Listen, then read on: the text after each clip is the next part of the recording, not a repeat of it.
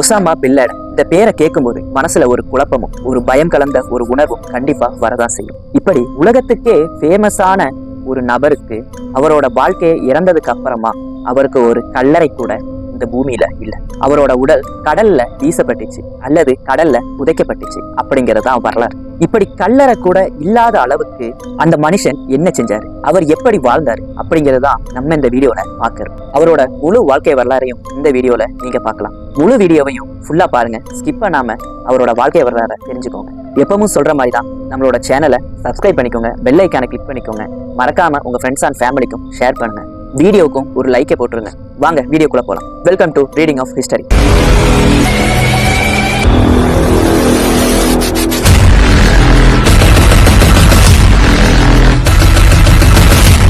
1957 ஆண்டு சவுதி அரேபியால பிறந்தவர் தான் Osama bin Mohammed bin Awad bin Laden. இவரது முழு பெயர் இதுதான். ஆனா எல்லாருக்கும் ஃபேமஸான பேரு ஒசாமா பின் லேடன். இவரோட குடும்பம் மிகவும் செல்வந்தரான ஒரு ரிச்சான ஒரு ஃபேமிலியா தான் இருந்திருக்காங்க. அவரோட தந்தை பெயர் முகமது பின் லேடன். இவர் ஒரு புகழ்பெற்ற கட்டிட நிறுவனரா இருந்திருக்காரு. உலகம் முழுவதும் பல கட்டிட திட்டங்களை இயக்கியவர்.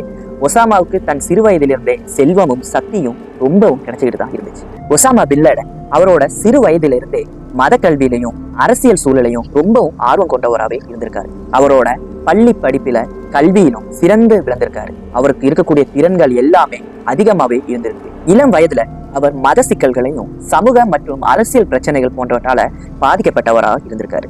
இத்தகைய சூழல்கள் அவரை எதிரிகளை எதிர்த்து போராடக்கூடிய எண்ணங்களை வளர்க்க செஞ்சுட்டுதான் இருந்துச்சே தவிர அவரோட திறமைகளை எந்த வகையிலும் குறைக்கல. 1975 இருந்து 1979 வரைக்கும் ஒசாமா இஸ்லாமிய மத கல்வி மற்றும் பொது கல்வியில பயிற்சி பெற்றார். அவர் கிங் அப்துல்லாசிஸ் பல்கலைக்கழகத்துல இன்ஜினியரிங் மற்றும் மத ஆய்வுகளை சேர்ந்தார். இந்நிலையில பாலஸ்தீன பிரச்சனை மற்றும் சோவியத் ஆப்கான் போரின் அரசியல் சூழல் அவருக்கு முக்கிய பாதிப்பை ஏற்பட்டுச்சு. சோ ஒசாமா பின் லேடன் நம்ம நினைக்கிற மாதிரி அவர் கல்வி அறிவு இல்லாதவரா இல்ல, அவர் இன்ஜினியரிங் முடிச்சவர். இளம் வயதுல ஒசாமாவுக்கு அப்துல்லா அசாம் போன்ற தலைவர்களின் கருத்துக்கள் மற்றும் போராட்ட உத்திகள் மிகவும் பிடித்திருந்தது. இதனால அவரது எதிர்ப்பு கொள்கைகள் மற்றும் உலகின் விசாரணை நோக்குக்கு உருவானது. 1979 சோவியத் ரஷ்யா ஆப்கான் நாட்டை கைப்பற்றியது. இதனால அப்பகுதியில மிகப்பெரிய போராட்டம் தொடங்கிச்சு. ஒசாமா பின் லேடன் அப்பகுதியில போர் செய்ய முஜாஹிதீன் போராளிகளுடன் சேர்ந்தார். அவர் நிதி, பயிற்சி மற்றும் தலைவர் பணிகள்ல பங்கேற்றார். அரபு ஆலிண்டர்ஸ் மற்றும் பாகிஸ்தான் அமைப்புகள் மூலம் அவர்கள் போர் முயற்சிகளை முன்னெடுத்தனர். இதே காலத்துல ஒசாமாக்கு எதிரிகள் மற்றும் வெளிநாட்டு தாக்கங்களை எதிர்க்கும் ஐடியாலஜிக்கல் நம்பிக்கையும் உருவானது.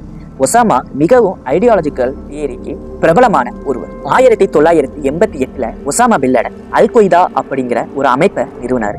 இதன் நோக்கம் உலகளாவிய ஹிஜாத் அப்படிங்கிறது ஹோலி வார், அதாவது பரிசுத்தமான ஒரு யுத்தம் அப்படின்னு கூட சொல்லலாம். இதை நடத்துவதற்காக தான் இந்த அமைப்பை இவர் உருவாக்கினார். அந்த அமைப்புக்கு அவர் பயிற்சி முகாம்களையும் உறுப்பினர்கள் சேர்க்கையையும் மற்றும் நிதி திரட்டல் போன்றவற்றையும் செயல்படுத்த ஆரம்பிச்சாங்க. ஆரம்ப தாக்குதல்கள் மிடில் ஈஸ்ட் மற்றும் ஆப்பிரிக்கா பகுதியில நடந்துச்சு. ஒசாமாவின் ஐடியாலஜி மற்றும் அறிக்கை உலகத்துல எல்லா இடத்திலையும் போய் சேர்ந்துச்சு. 1993 நியூயார்க் வேர்ல்ட் ட்ரேட் சென்டர் மீது வெற்றி முயற்சி நடந்தது. இதனால உலகம் ஒசாமாவை அறியதுக்கு ஒரு வாய்ப்பா இருந்துச்சு. இந்த தாக்குதல் மூலமா தான் ஒசாமா பின் லேடன் அப்படிங்கிறவர் ஒரு இருக்காரு அப்படிங்கிறத இந்த உலகம் தெரிஞ்சுக்கவும் ஆரம்பிக்க தொடங்கிச்சு. 1995 ரியாத் தாக்குதல், 1998 யுஎஸ் தூதரங்களுக்கு குண்டு வச்சு, 2000 யுஎஸ் கோல் கப்பல்களுக்கு தாக்குதல், இவை அவரின் பெயரை உலக வரலாற்றுல ஒரு முக்கிய இடத்துல பதிக்க தொடங்கிச்சு. இதுக்கு முன்னாடி நடந்த எல்லா தாக்குதல்களையும் ஒசாமா பின் லேடன் அப்படிங்கிறவர் இருக்காரு அப்படிங்கிறது ஒரு சாண்டா இருந்துச்சே தவிர அவரை ரொம்ப பிரபலமாகவே இல்லை. ஆனா இந்த 9 பை தாக்குதல் அப்படிங்கிறது ஒண்ணு நடத்தினாங்க. அதாவது 2001 செப்டம்பர் 11 ஒசாமா பின் லேடன் உலக வரலாற்றுல மிகப்பெரிய தாக்குதலை திட்டமிட்டாரு. அதான் ட்வின் டவர், பேண்டகான் மற்றும் ஃபிளைட் 23 ஆகியவை லெக்கு செய்யப்பட்டுச்சு. இது எல்லாமே அமெரிக்காவில் நடந்துச்சு. இந்த தாக்குதல் ஆயிரக்கணக்கான மக்கள் உயிரிழந்தாங்க. உலகம் அதிர்ச்சி அடைஞ்சிச்சு. அமெரிக்கா பாதுகாப்பு விதிகளை மாற்றவும் செஞ்சாங்க. இதனால ஒசாமா உலகளாவிய புகழ் பெற்றார் மற்றும் அமெரிக்கா அவரை மிகப்பெரிய குறிக்கோள் மனிதராக அறிவிச்சு. அதாவது அமெரிக்காவோட மொத்த குறியும் ஒசாமா பின் லேடன்ல இருந்துச்சு. இந்த 9/11 தாக்குதலுக்கு அப்புறமா ஒசாமா பின் லேடன் மறைந்து வாழ ஆரம்பிச்சாரு. அதுதான் பாகிஸ்தான்லையும் மற்றும் ஆப்கானிஸ்தான் பகுதியிலையும் அவர் மறைந்து வாழ ஆரம்பிச்சார். CIA மற்றும் அமெரிக்க ராணுவம் அவரது இடத்தை பல வருடங்களா தேடி அலைய செஞ்சாங்க. ஆனா கண்டுபிடிக்கவே இல்லை. ஃபைனலா அவரு அபோட்டாபாட் அப்படிங்கிற இடத்துல, அதாவது பாகிஸ்தான்ல அவர் இருக்காரு அப்படிங்கிற செய்தி அமெரிக்காவுக்கு கிடைக்குது. அவர் மறைந்து வாழ்ந்த இதே டைம்ல கவுண்டர் டெரரிசம் நடவடிக்கைகளும் அதிகரிக்க ஆரம்பிச்சு. அதாவது ட்ரோன் தாக்குதல், இன்டெலிஜென்ஸ் கேதரிங் மற்றும் உலகளாவிய ஒத்துழைப்பு மூலம் அல் கொய்தா அமைப்பை எதிர்க்க முயற்சியும் செய்யப்பட்டுச்சு. 2011 மே 2 அமெரிக்கா நேவி சீல்ஸ் அபோர்டட் பாகிஸ்தான் பகுதியில ஒசாமா பின் லேடனை கண்டுபிடிச்சாங்க. அதே இடத்துல அவரை கொல்லவும் செஞ்சாங்க. உலகம் இதை மிகப்பெரிய சம்பவமாக கருதிச்சு. அவர் இறந்த பிறகும் அல் கொய்தா மற்றும் தொடர்புடைய அமைப்புகள் தீவிர நடவடிக்கைகளை தொடர்ந்துச்சு. ஒசாமாவின் நடவடிக்கைகள் terrorism, global security, counter terrorism நடவடிக்கைகளை பெரும் தாக்கத்தை ஏற்படுத்தி அமெரிக்கா ஒசாமா பின் லேடனை கொல்றதுக்கு அவங்க வச்ச ஒரு பேர் தான் ஆபரேஷன் நெப்டியூன் ஸ்பேர். இவர் இறந்த பிறகு அமெரிக்கா உடனே இவர் தான் ஒசாமா பின் லேடன் அப்படிங்கிறத நிரூபிக்கல. அவங்க சில டெஸ்ட் எல்லாம் எடுக்க தொடங்கினாங்க. அவரோட உடலை டிஎன்ஏ மூலம் சரி பார்த்தாங்க. அவர் தான் ஒசாமா பின் லேடன் அப்படின்னு சொல்லி உறுதி செஞ்சாங்க. அதுக்கப்புறமா அவரோட உடலை இஸ்லாமிய முறைப்படி அவருடைய உடலை கழுவி ஒரு வெள்ளை துணியால போத்துனாங்க.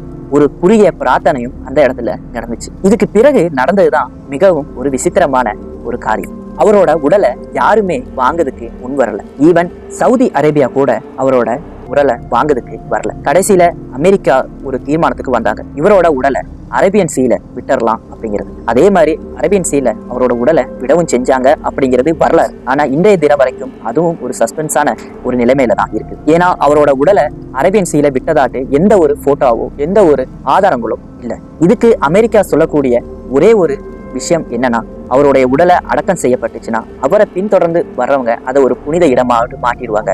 அவரை பின்தொடர்றவங்க கூடுற வாய்ப்பு அதிகமா இருக்குது அப்படிங்கிறதுக்காக அவருடைய உடலை அரேபியன் சீல விட்டுறாங்க. உலகத்தையே பயமுறுத்தி தன்னோட கட்டுப்பாட்டுக்குள்ள, அதாவது பயங்கர கட்டுப்பாட்டுக்குள்ள வச்சிருந்த ஒரு மனுஷனுக்கு அவர் இறந்த பிறகு அவர் நிம்மதியா உறங்கிறதுக்கு ஒரு இடம் கூட கிடைக்கல. நம்மளோட சேனலை மறக்காம சப்ஸ்கிரைப் பண்ணிக்கோங்க, பெல் ஐக்கானை கிளிக் பண்ணிக்கோங்க, உங்க ஃப்ரெண்ட்ஸ் அண்ட் ஃபேமிலிக்கும் ஷேர் பண்ணுங்க. அடுத்த வீடியோல சந்திக்கலாம். மறக்காம அடுத்த வீடியோ யாரை பத்தி போடலாங்கிறவரை கமெண்ட்ல சொல்லுங்க. கண்டிப்பா நான் உங்களை பத்தி வீடியோ போடுறேன். நான் கிளம்புறேன். நன்றி, வணக்கம்.